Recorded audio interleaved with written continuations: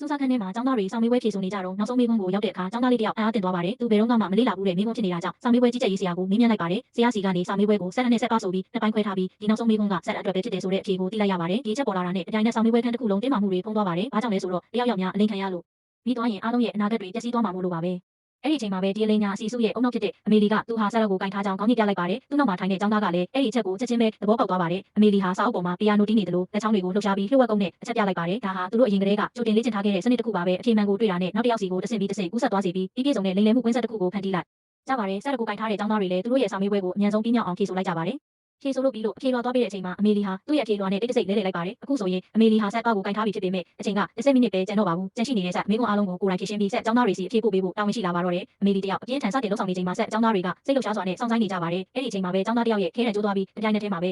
စာမေးပွဲပြီးဖို့9မိနစ်ပဲလို့တော့ကျောင်းဆရာကကြေညာလိုက်ပါတယ်။တန်ကောင်းထောက်မှစွာနဲ့အမေလီလည်းအဲ့ဒီအချိန်မှာပဲအပြီးတက်နိုင်ခဲ့ပြီးလက်ချောင်းလေးတွေနဲ့အဖြေတွေကိုအမြန်ထိုးပြလိုက်ပါတော့တယ်။ဆက်ကျောင်းသားတွေလည်းအဲ့ဒီချက်ပြမှုကိုစောင့်မျှော်နေခဲ့ကြတာပါခေါင်းလောင်းထိုးတာနဲ့အမေလီတယောက်သူ့ရဲ့အဖြေတွေကိုအမြန်ဆုံးတင်သွင်းလိုက်ပါတယ်။ကျောင်းဆရာကအချိန်စေးပြီးဖြစ်ကြောင်းထပ်ခါတလဲလဲသတိပေးနေတဲ့ကြားတွေကကျောင်းသားတွေလည်းတက်နိုင်သမျှအမြန်ဆုံးရေးချနေကြပါတယ်။ဆရာကအမေလီစီကိုရှောက်လာပြီးအဖြေလွှာပေါ်လက်တင်ကတားဆီးဖို့စူးစမ်းပေမဲ့အဲ့ဒီအချိန်မှာအမေလီကနောက်ဆုံးမေးခွန်းရဲ့အဖြေကိုတင်သွင်းပြီးသွားပါပြီ။အားလုံးရဲ့ရင်တွေတဖြည်းဖြည်းငြိမ်ချသွားခဲ့ပါတော့တယ်။ဒါပေမဲ့တိတ်မကြခင်မှာပဲနိုင်ငံရဲ့တမိုင်းတစ်လျှောက်မှာအခက်အခဲဆုံးနဲ့အကြီးမားဆုံးဖြစ်လာမဲ့နောက်ထပ်အနေရကြီးတဲ့စာမေးပွဲကြီးတစ်ခုကသူတို့ကိုစောင့်ကြိုနေခဲ့ပါပြီ။